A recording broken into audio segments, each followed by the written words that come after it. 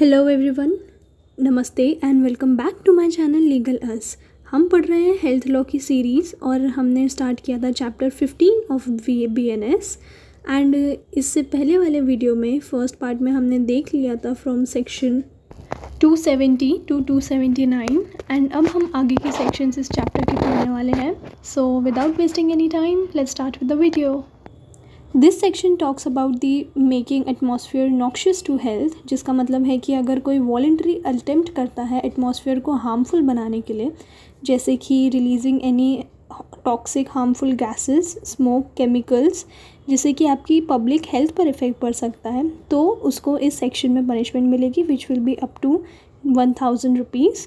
इसके एग्जाम्पल्स हो सकते हैं जैसे कि फैक्ट्री से एमिशन होना जो हार्मफुल गैसेस होती हैं, burning hazardous waste in public areas and releasing any toxic fumes near the residential areas.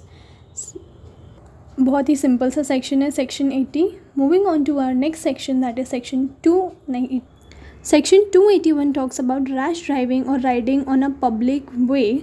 इसका मतलब है कि अगर कोई भी इस तरह से गाड़ी चलाता है या रैशली ड्राइव करता है या किसी पब्लिक वे पे जैसे कि फुटपाथ पे या ऐसी कोई जगह पे रैशली ड्राइव करता है तो उसको इस सेक्शन के अंडर में पनिश किया जाएगा।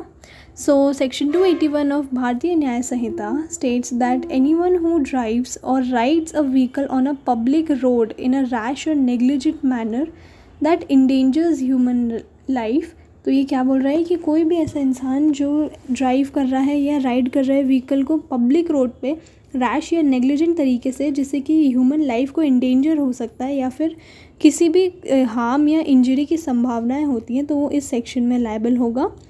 And this section applies to all kinds of vehicles, चाहे वो आपका स्कूटी से लेके ट्रक ही क्यों ना हो, including 2 wheelers, 4 wheelers and other transport means. Rash driving refers to recklessness, carelessness or high speed driving without regard to traffic laws or public safety. And negligent manner का मतलब क्या होता है कि ड्राइविंग विदाउट एनी कॉशन या फिर violating the road rules या traffic rules and ignoring traffic signals. The key factor is whether the driving endangers, मतलब कि अगर आप चला रहे हो वो तो ठीक है, लेकिन उससे किसी की ह्यूमन लाइफ को इंडेंजर है, then this will be the key factor under this section और has the potential to cause harm. भले चाहे किसी की लाइफ डायरेक्टली इंडेंजर नहीं हो रही है, लेकिन चांसेस हैं कि if people were present at that time on the road then it would have caused harm to such person, then this section will be accountable. Punishment की अगर हम बात करें तो punishment is up to 6 months and fine up to 1000 rupees. अब इस section के लिए अगर हम केस लॉ देखें तो in the case of state by JC नगर PS वर्सेस संतनम 1997, जो अक्यूज्ड था वो मिलिट्री पर्सनल था और वो मिलिट्री का ही ट्रक चला रहा था, लेकिन जिगजैग मैनर में रोड पे ट्रक चला रहा था और उसके कारण एक मोपेड राइडर को उसने ही killed a moped rider and then against a auto rickshaw causing damage to it. मतलब पहले उसने एक मोपेड राइडर को, एक बाइक राइडर को हिट किया एंड देन फिर उसने एक ऑटो रिक्शा को हिट किया and then auto rickshaw driver जो था वो फिर दूसरे ऑटो रिक्शा की मदद से उसको फिर चेज़ किया उसने एंड जिससे कि that truck ultimately hit a compound wall and grill. तो कर्नाटक हाई कोर्ट ने हेल्ड किया था कि जो ट्रक ड्राइवर था ही was guilty under section 281 of the Sanhita of BNS। उस टाइम पर IPC लगा होगा but I obviously converted it into the Sanhita BNS का सेक्शन में, बट हाँ उस टाइम पे IPC का सेक्शन लगा था in 1997। Moving on to the next section that is section 282 rash navigation of a vessel. तो वेसल से अपना मतलब होता है कि any means of transport in a water body. तो whoever navigates a vessel in a rash or negligent manner endangering a human life or property shall be punished under this section। पूरा same section है ऊपर वाले जैसा, लेकिन सिर्फ उसमें roadways की बात हो रही है, यहाँ पे वाटरवे की बात हो रही है।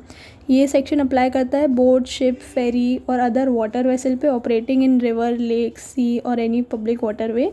रैश नेविगेशन से मतलब होता है कि एक्सेसिव स्पीड होना, केयरलेसनेस करना या फिर failing to follow safety protocols और इग्नोरिंग द वेदर कंडीशंस। अगर कोई वेसल इस तरीके से चलाता है जिससे कि पैसेंजर की, क्रू की या फिर किसी और वेसल की लाइफ या प्रॉपर्टी रिस्क पे आ जाती है तो वो ऑफेंस कहलाएगा इस सेक्शन के अंडर में, even if no accident occurs.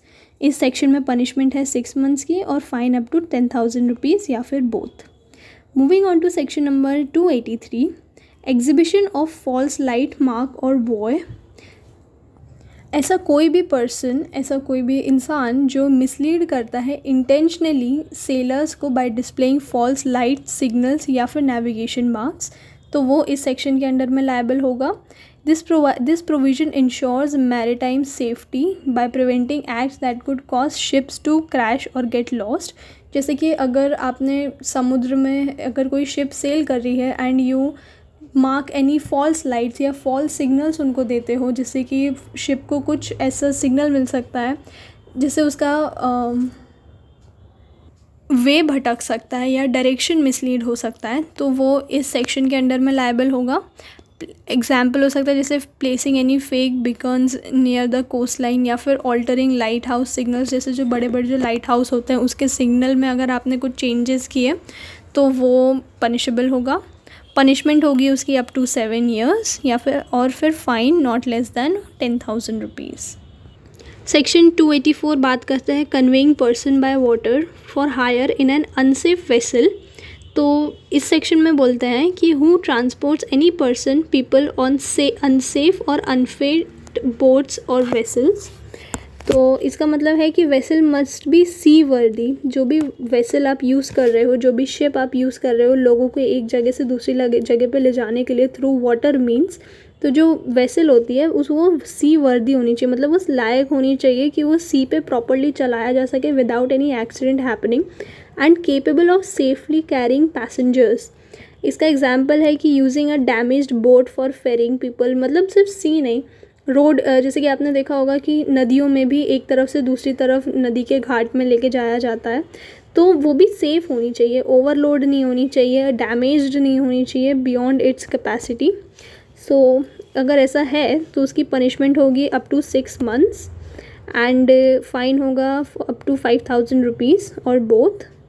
इसके लिए हमारे पास एक केस लॉ भी है which says in VR Bhatte and others versus State of Maharashtra 1970, there was a passenger vessel which tilted to one side because of the stampede and exerted all the weight on the tilted side, due to which the water started flowing into the vessel, thus frightening the passengers.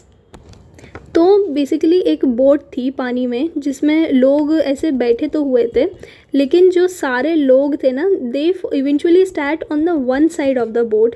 तो supreme court ने और उस एक side बैठने के कारण वो boat एक तरफ झुक गई और सारा पानी उस बोट में उसके कारण चला गया।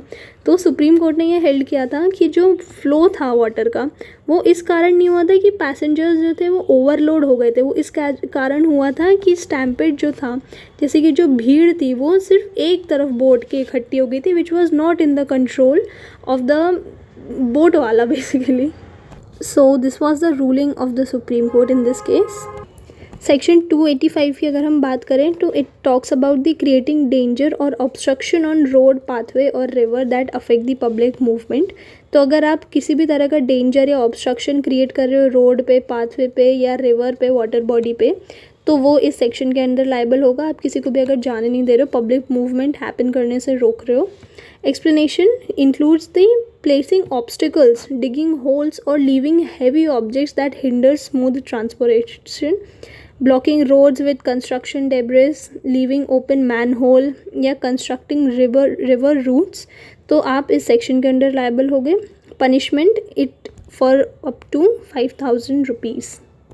नेक्स्ट अगर अपन 286 की बात करें तो ये सेक्शन बोलता है it punishes the individuals who handle और store poisonous substances carelessly endangering the public health.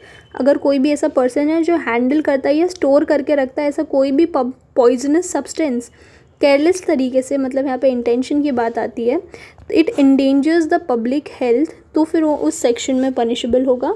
It includes improper storage और disposal of toxic material leading to accidental exposure and also the example includes keeping hazardous chemical without safety precaution.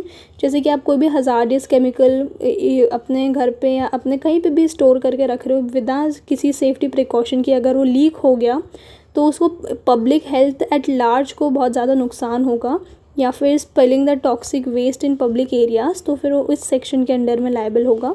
Punishment is up to 6 months और fine up to ₹5,000 और both.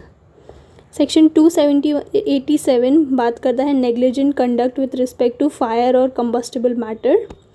It criminalises careless handling of fire और explosive material that causes the harm. Fire cause करने के या explosion cause करने के materials जिससे कि हार्म कॉज हो सकता है, तो उसको ये सेक्शन क्रिमिनलाइज करता है। Explanation: It ensures the fire safety in residential, industrial and public areas. Example: storing fuel improperly, leaving fire unattended in public places. Like अगर आपको पता है यहाँ पे सामने आग लगी हुई है और तब भी you are careless, तब भी you are leaving it unattended, तो भी ये negligent conduct होगा आपके में and it will be responsible under this section. इसका punishment है up to 6 months and fine up to ₹2,000 और both। इस सेक्शन से रिलेटेड अगर हम केस को देखें तो in the case of Kurban Hussain Mohammad Ali Rangwala versus state of Maharashtra 1964, एक पेंट और वार्निश फैक्ट्री थी अक्यूज्ड की जिसमें आग लग गई थी और उसके कारण 7 workers lost their lives and several other workers को इंजरीज कॉज हुई थी। तो the dead people worked in the loft where the manufactured paint was stored. Supreme court ने हेल्ड किया था कि जो अक्यूज्ड था उसने ब्रीच किया था स्पेशल कंडीशन लाइसेंस की by permitting the lightning of 4 burners, मतलब एक रूम के अंदर 4 बर्नर्स रखने की लाइसेंस नहीं दे सकते थे, लेकिन स्टिल उसने ऐसा किया था और प्रिकॉशंस नहीं लिए थे to prevent the fire that can be dangerous to human life. And supreme court ने एट दी एंड हेल्ड किया था कि क्योंकि ये नेग्लिजेंट ओमिशन था to order lightning with fire और any other combustible matter in his position which was sufficient to guard against possible danger. मतलब ऐसा कोई भी फायर या कंबस्टिबल मैटर रखना अपने पोजीशन में एक रूम के अंदर जिससे कि जो सफिशिएंट था कि कोई भी पॉसिबल डेंजर हो सकता था ह्यूमन लाइफ को, तो उसके कारण ये अक्यूज हेल्ड किया गया था। Moving on to the next section, that is section 288, negligent conduct with respect to explosive substance। तो ये section क्या बोलता है? It punishes individuals who handle explosive carelessly, posing to the danger to other people or property. It includes unsafe storage, transportation or disposal of explosive substance. Example: carrying firework in unsafe condition या फिर improper disposal of bomb making material etc. इसमें punishment है up to 6 months of imprisonment या फिर fine up to ₹5,000। Explosive substance से क्या मतलब है यहाँ पे कि ऐसा कोई भी सब्सटेंस जो जैसे कि बॉम्ब वगैरह हो गए वो सब क्या एक्सप्लोजिव है, जिनका एक्सप्लोजन होने के चांसेस होते हैं, तो उनके बारे में ये सेक्शन बात कर रहा है। सो आई होप अभी तक आपको इतना क्लियर है। Moving on to the next section, that is section 289। This section talks about the negligent conduct with respect to machinery. तो it punishes reckless use of machinery जिससे कि इंडेंजर ह्यूमन लाइफ को किसी भी प्रकार का इंडेंजर हो। तो it ensures that machines are operated with proper safety measures. मतलब बेसिकली जो भी फैक्ट्रीज़ या इंडस्ट्रीज़ वगैरह होती है उसमें जो बड़ी बड़ी मशीनरीज़ होती हैं वो अगर ह्यूमन लाइफ को इंडेंजर करती हैं तो स्टिल ऐसी मशीनरी को अगर आप ऑपरेट भी कर रहे हो तो प्रॉपर सेफ्टी मेजर के साथ ऑपरेट कर रहे हो। और अगर ऐसा नहीं है, अगर आप सेफगार्ड्स यूज़ नहीं कर रहे हो या leaving industrial machine unattended, then आप नेग्लिजेंट कंडक्ट करोगे इन रिस्पेक्ट टू मशीनरी और इस सेक्शन के अंडर लायबल होगे। पनिशमेंट है इस सेक्शन की up to 6 months of imprisonment या फिर फाइन अप टू ₹5,000 और बोथ। सेक्शन 290 बात करता है negligent conduct with respect to pulling down और रिपेयरिंग बिल्डिंग्स। तो ये सेक्शन पीनलाइज करता है केयरलेस डेमोलिशन और repair work that endangers human life. मतलब बेसिकली अगर आप किसी भी बिल्डिंग को डेमोलिश कर रहे हो या रिपेयर कर रहे हो बिल्डिंग से रिलेटेड, तो अगर उस वर्क में ह्यूमन लाइफ इंडेंजर हो रही है और अगर आप उसके प्रति नेग्लिजेंट रहे हो तो फिर आप इस सेक्शन में लायबल होगे। एक्सप्लेनेशन अगर हम देखें तो it ensures the buildings are torn down और रिपेयर्ड सेफली। मतलब हम देखते हैं कि कई बार ऐसा होता है कि बड़ी बड़ी बिल्डिंग्स को एक्सप्लोड किया जाता है कि वो एकदम ही उनको डेमोलिश करने के लिए, तो अगर प्रॉपर मेजर्स नहीं लिए गए हैं, अगर किसी की लाइफ को ख़तरा होता है उससे, तो वो नेग्लिजेंट कंडक्ट कहलाएगा।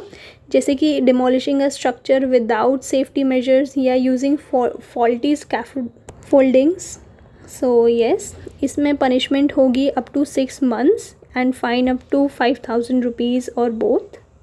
इसमें अगर हम केस देखें तो in Abdul Kalam versus state government of NCT Delhi 2006, the petitioner was a building owner and he assigned a contractor for the construction of job of the house.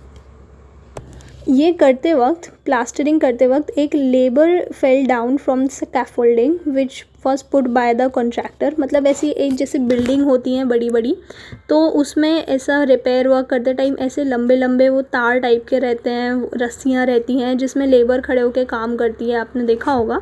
तो उससे एक labour fell on the ground.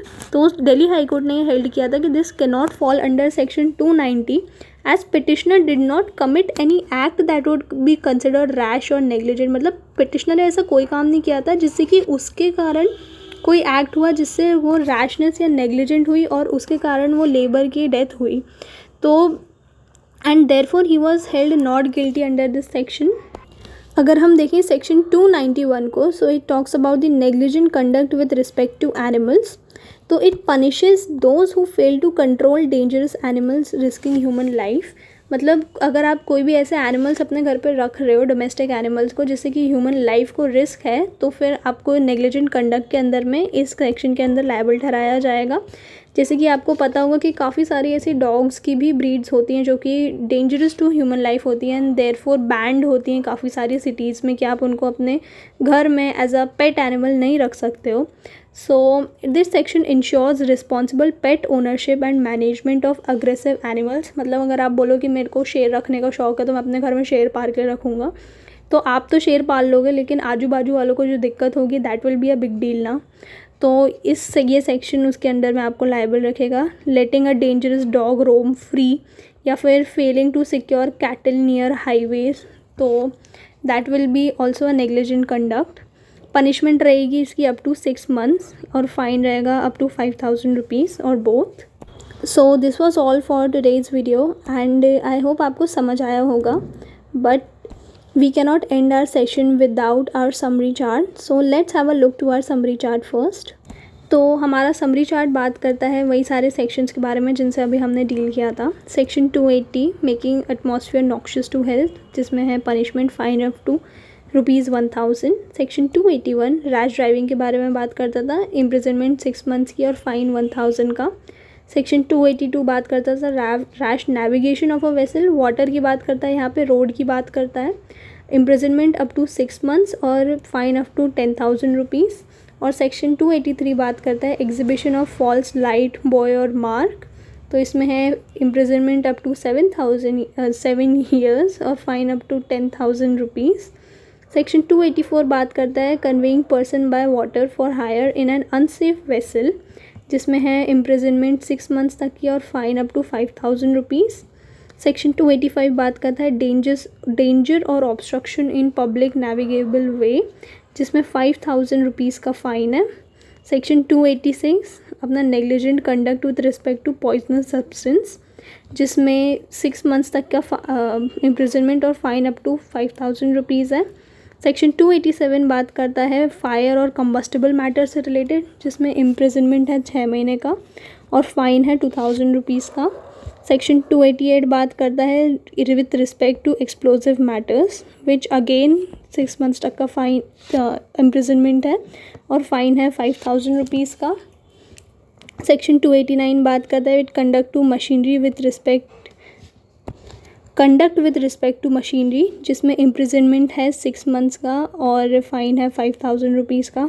आप देख रहे हो यहाँ पे सब में 6 months का फ़ाइन है और 5,000 रुपीज़ का 6 months का इम्प्रिजनमेंट है और 5,000 रुपीज़ का फ़ाइन है सब में, except for 283 and section 280 and section 285। मतलब इन तीनों के अलावा सब में सेम पनिशमेंट दी गई है अगर आप ध्यान दोगे तो। एंड सेक्शन 281 में सिर्फ 1,000 रुपीज़ का फ़ाइन है एंड 282 में 10,000 का। बाकी उसमें क्या बोलते हैं इम्प्रिजन तो सबकी सेम है। सो येस, सेक्शन 290 बात करता है with respect to repairing of buildings, तो इसमें भी सेम इम्प्रिजनमेंट है 6 महीने तक की और फाइन है 5,000 तक का। और सेक्शन 291 बात करता है विथ रिस्पेक्ट टू एनिमल्स, जिसमें इम्प्रिजनमेंट है 6 मंथ्स की and again fine up to 5,000 rupees. So this was our video and I hope आपको समझ आया होगा, आई होप आपको ये चैप्टर समझ आया होगा। And if you like the video, please like, share and subscribe with your friends, and whatever views you have, positive or negative, please comment down below. Thank you so much. Bye bye.